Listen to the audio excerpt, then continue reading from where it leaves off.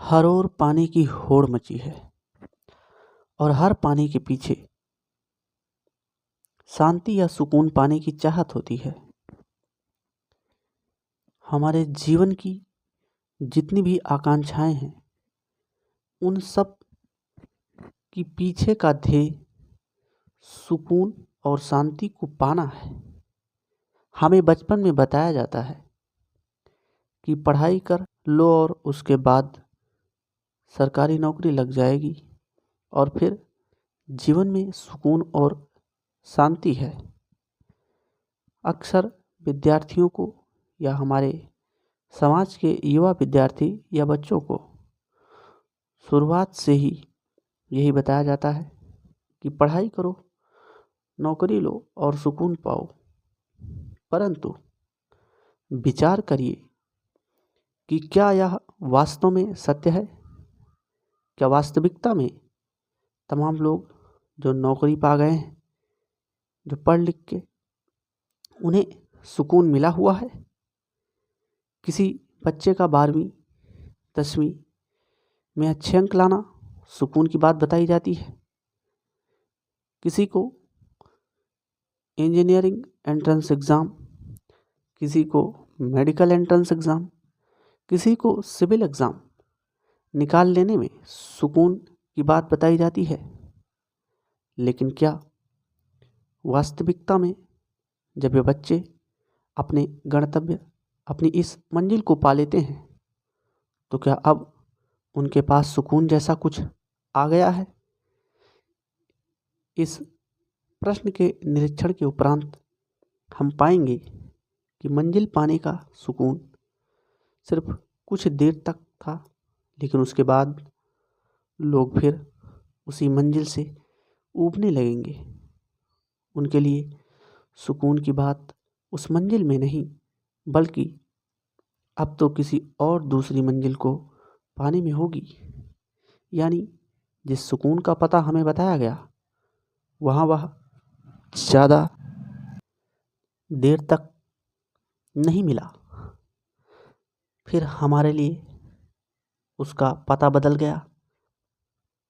ऐसे में चलो मान लो कि उनका तो कुछ भला हुआ जो इस दौड़ में सफल हुए, परंतु वह लड़का जो दिन रात मेहनत इसलिए कर रहा था कि एक दिन उसका इंजीनियरिंग एग्ज़ाम निकल जाएगा, उसको एक अच्छे विद्यालय में, अच्छे कॉलेज में प्रशिक्षण का मौका मिलेगा, पढ़ने का मौका मिलेगा, और वह उसी में अपना सुकून ढूंढता है, क्योंकि उसे बताया गया कि सुकून एग्ज़ाम निकल जाने के बाद मिलेगा, परीक्षा फल आने पे ही सुकून मिलेगा। लेकिन वह किसी कारणवश विफल हुआ, तो उसका क्या? उसे तो कुछ भी नहीं मिला। उन्हें न मंजिल मिली, न मंजिल पाने के बाद वाला सुकून मिला। और बताया उन्हें भी गया था कि सुकून का पता इस रास्ते से होकर जाता है, लेकिन जब वे मंजिल पाने का सुकून नहीं पाएंगे, तो उन्हें ऐसा नहीं है कि कुछ नहीं मिलेगी, उन्हें निराशा मिलेगी, उन्हें दुख मिलेगा, क्योंकि जिसे पाने के लिए उन्होंने कड़ी मेहनत की और त्याग किया, वह मिला ही नहीं। फिर उन्हें स्वाभाविक है कि दुख मिलेगा। उन्होंने पूरे रास्ते में कभी सुकून को महसूस नहीं किया, उन्होंने रास्ते में कभी सुकून को ढूंढना उचित नहीं समझा, क्योंकि वो एक दिन परीक्षा फल आने के पश्चात ही सुकून पाने की बात शुरू से ही जानते हैं। उन्हें यह बताया गया कि सुकून का अपना एक स्तर है जो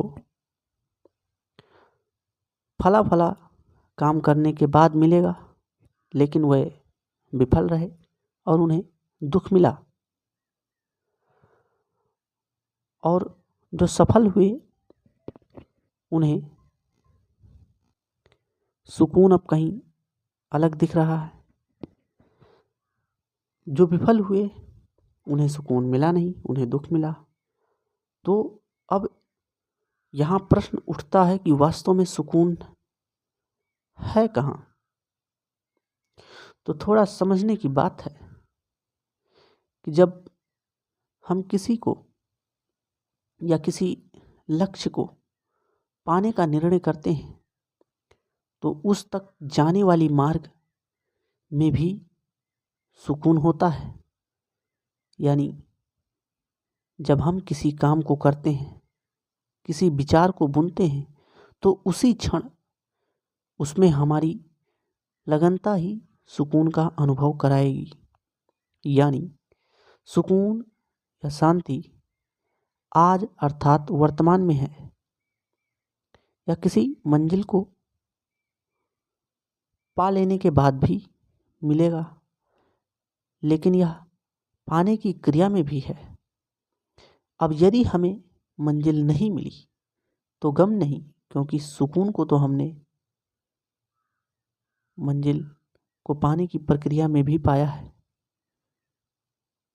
जब तक हम कुछ कर्म कर रहे हैं तब तक तो हमें उसी में सुकून को ढूंढना होगा। एक विद्यार्थी को आनंद यदि पढ़ाई के दौरान ही हर दिन आने लगे, वह प्रतिदिन उत्सुक हो जाएगा पढ़ाई के लिए। फिर उसे परीक्षा और परीक्षा फल की कोई चिंता नहीं होगी। उसे तो हर दिन सुकून मिल रहा है और निश्चित ही यदि उसको पढ़ाई में आनंद, पढ़ाई में सुकून मिलने लगा तो वह परीक्षा फल भी उसे सुकून दे जाएगा। वह अंत तक स्वयं को सफल महसूस करेगा। इसलिए मैं कहता हूँ कि सुकून का अपना कोई स्तर नहीं है, बल्कि यह हर क्रिया में विद्यमान होता है। इसे ढूंढ निकालने की जिद मनुष्य में होनी चाहिए। सुकून को किसी दूर दराज स्थान पर रखा ना देखकर उसे आज वर्तमान में ही प्रत्येक क्रिया को करते हुए देखें। प्रत्येक क्रिया में सुकून को ढूंढने की चेष्टा करें, तभी हम अपने जीवन को, हर एक क्रिया को सफल मान सकेंगे, सफल बना सकेंगे।